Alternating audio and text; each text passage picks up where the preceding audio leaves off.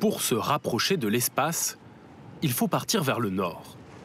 Direction les îles Lofoten en Norvège, au-delà du cercle polaire. C'est ici que l'astronaute Thomas Pesquet se prépare à ce qui pourrait être sa prochaine destination, la Lune. On continue le long de la côte pour poursuivre la traversée. Il y a un site d'intérêt que Jessica a détecté. Comme s'ils y étaient déjà, les astronautes prélèvent des roches et apprennent à lire le sol.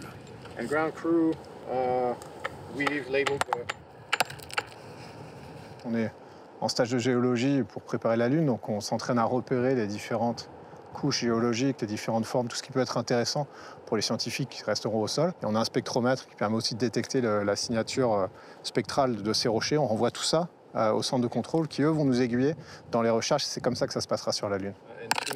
Le choix de cet archipel ne doit rien au hasard. Ici, les roches ont été préservées de l'érosion et ressemblent à celles qu'on pourrait retrouver sur la Lune. Oh wow, you got those. Oh wow, cette forme. On dirait de la pyroxénite, non? À ses côtés, l'astronaute de réserve Arno Prost et l'américaine Jessica Whitner de la NASA. Ils n'ont jamais volé dans l'espace et sont impatients d'y être. J'ai vraiment hâte d'y aller. On essaye un peu de résoudre un mystère. On se sent comme des détectives. C'est vraiment bien. Avant de partir sur la Lune, la route est longue. 1000 fois plus que celle qui mène à la Station spatiale internationale. Thomas Pesquet est aujourd'hui l'astronaute européen le plus expérimenté de sa génération.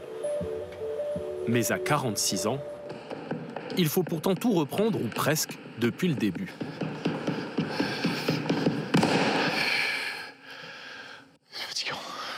Retour à Cologne, au Centre européen des astronautes, car la condition physique peut être facteur d'élimination. Tant qu'on a la visite médicale, c'est bon. Mais c'est vrai que c'est un peu une épée de Damoclès au-dessus de la tête de tous les astronautes. Et c'est pour ça qu'on s'entraîne. Chaque année, quand la visite revient, il y a peut-être un peu plus de stress. Ouais. Parce que tout peut s'arrêter du jour au lendemain. Au programme, endurance et musculation. Il faut pouvoir transporter le matériel une fois sur place. Une mission lunaire, ce sera un sprint. Ce qu'il faut, c'est être prêt au départ. Il y aura des sorties en scaphandre sur la surface de la Lune. Ça veut dire porter des équipements assez lourds, même dans une gravité 1/6 de celle de la Terre. C'est quand même des équipements qui pèsent dans les 100 kilos, un peu plus. Donc c'est comme se balader avec un gros sac à dos toute la journée. Il faudra être en forme, ouais. L'entraînement se poursuit dans ce hangar de 700 mètres carrés qui reproduit la surface lunaire. Lumière, topographie, type de sol. Ici, tout peut être simulé. On a des roches volcaniques, on a des roches sédimentaires, on essaie de représenter exactement ce qu'on retrouvera sur la Lune. On a testé les scaphandres aussi, donc toutes ces choses-là, c'est un peu ça qu'on vient répéter ici. Retourner sur la Lune, plus de 50 ans après les missions Apollo. Mais cette fois, pour s'y installer durablement. C'est le rêve ultime parce que aujourd'hui on va dans la station spatiale parce que c'est ce qu'il y a de plus loin. Enfin, ça fait partie des raisons pour lesquelles c'est si attirant, je pense, pour moi, mes collègues.